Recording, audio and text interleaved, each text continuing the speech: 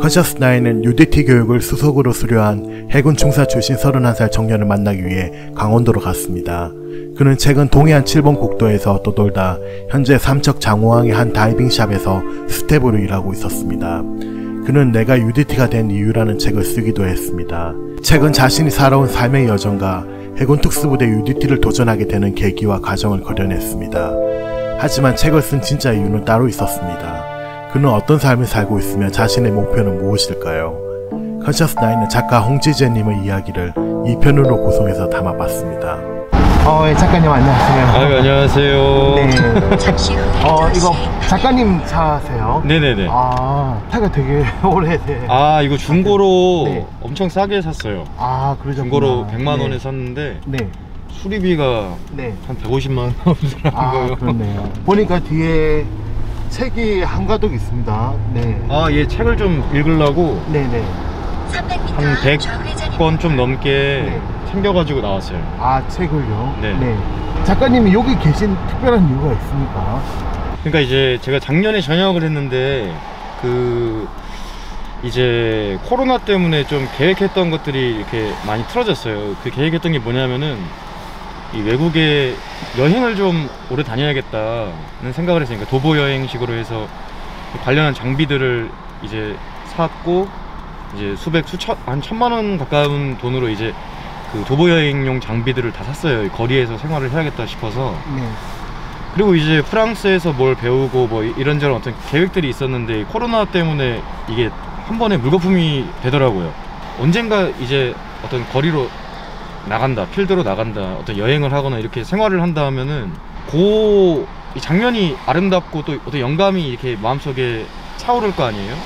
그래서 그거를 이제 영화로 해봐야겠다 해서 이제 그 영화라는 거를 이 중심으로 잡고 이제 배워 나가면서 모아놓은 돈 다 쓰니까 이제 그럼 그만할까, 아니다, 이거 뭐 대출을 받든 뭐라든지 해서 결과를 날 때까지 끝까지 한번 가보자. 그게 어떻게 보면 좀 무모하다시피 이렇게 뛰어들었다가 결과적으로는 잘 안 됐어요. 그게 전전긍긍하고 막 불안감에 시달리고 뭐 이런 채로 이제 당연히 어떤 쪼그라든 자아로 이렇게 버티게 되는 거잖아요, 사람이. 이게 뭐 어떤 경제적으로 문제에 봉착을 하면은 뭐 집이 날아가고 뭐하고 이거 뭐 빚을 못 막고 해서 어떻게 저떻게 되는 건 나는 모르겠다, 이제는 내 힘으로 막을 수 없는 데까지 와버렸고, 정신 차려보니 차도 있고 뭐 하고 이제 사놓은 책이 있지만 먹고 사느라 못 읽었던 책들이 쌓여 있으니 그 책들을 싹 실어가지고 누가 이기나 해보자 이래서 이제 뭐 텐트에서 뭐 생활하고 불편하게 뭐 생활하면서도 이 책을 좀 보겠다, 좋은 풍경 속에서, 그런 생각으로 이제 여기 나와 있습니다. 얼마 전까지는 이 동해안 쪽에 나온 지 딱 한 달 됐고요. 네네네. 7번 국도라고 해서 그 동해바다에 해안도로 같은 이 국도가 있어요. 여기를 이제 차로 조금씩 이동하면서 다녀야겠다 해서 요 도로가를 계속 누비고 있었어요. 좀 이 책을 읽는데 집중할 수 있는 환경을 다시 조성을 해보자. 요래서 이제 지금은 그 삼척에 장호항에 있는 그 빅다이브 리조트라고 그 다이빙샵에서 스텝으로 이제 일하게 된 지 한 일주일 정도 됐어요.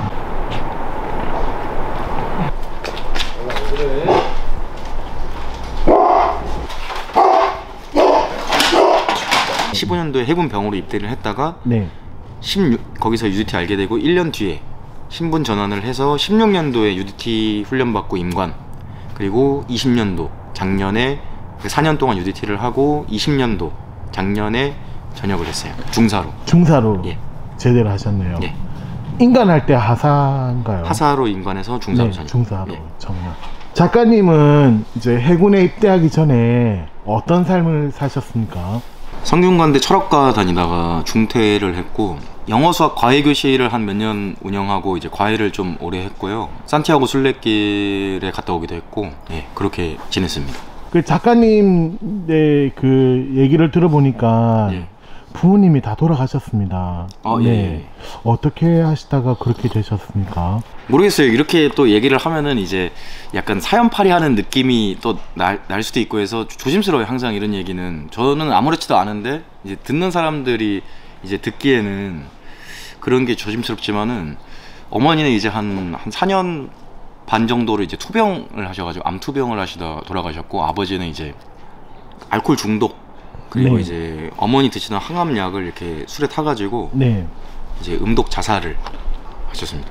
어머니 상 치르고 이제 한 3일 뒤에 네네. 3일 뒤에 이제 그 상을 한 번 더 치르게 된 거죠. 네. 아버지 상. 그 비극적인 상황이 연달아서 한 거네요.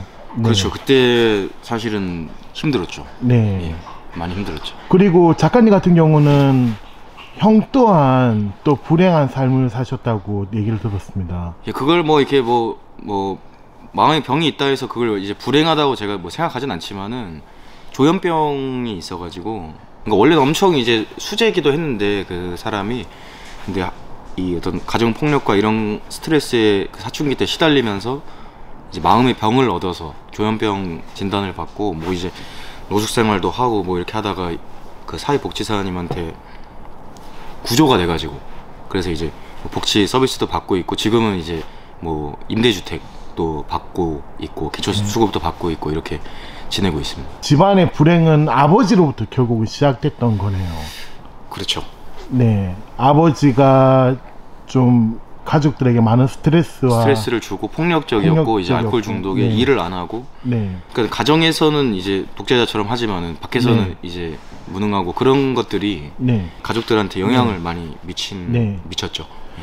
그렇게 해서 작가님은 결국은 해군에 입대하게 되신 거고. 그렇죠. 이제 상을 딱 치르고 나니까는 네. 자식으로서 할 도리는 다 했다. 네. 이제 뭐 가족을 위해서 어떻게 보면 가장 느낌으로 이제 돈을 벌고 뭐 이것저것 뭐 택배 상하차도 하고 뭐 애들 가르치면서 이렇게 이러저러 돈을 벌고 어떻게 보면 내가 하고 싶은 것들을 네. 이제 못 이어나가는 삶, 부모님과 이제 가족들을 위한 삶의 어떤 숙제들을 네. 잘 마무리했다. 그래서 네. 이제 마음 편히 25살에 이제 입대를 하게 됐죠.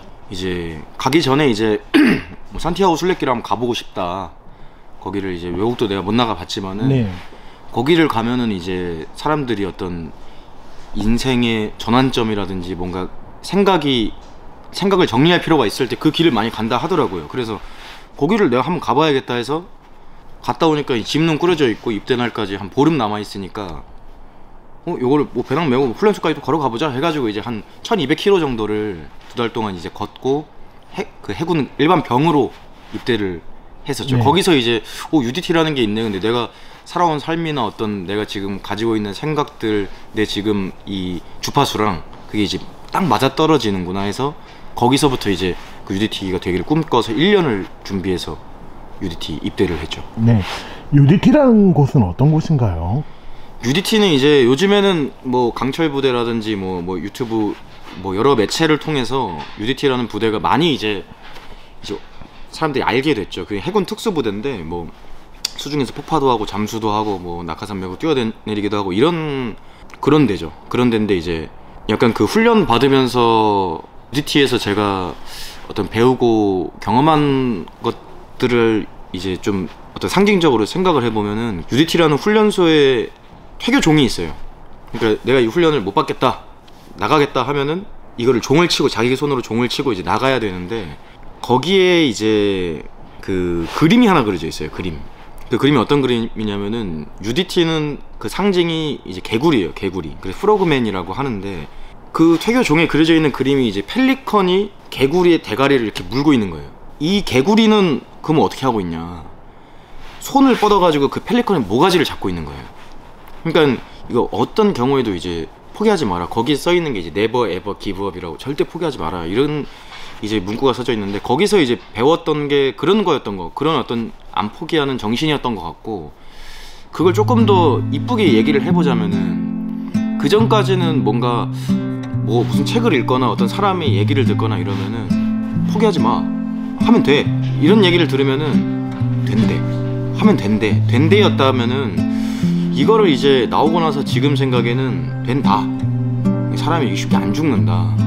된다. 이 짝대기 하나를 그냥 빼는 느낌 아니었나. 그게 작은 차이지만 엄청 큰 변화가 있었던 것 같아요. 그래서 지금은 사실 두려운 게 잘 없고 네.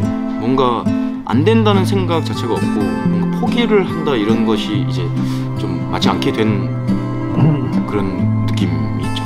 네.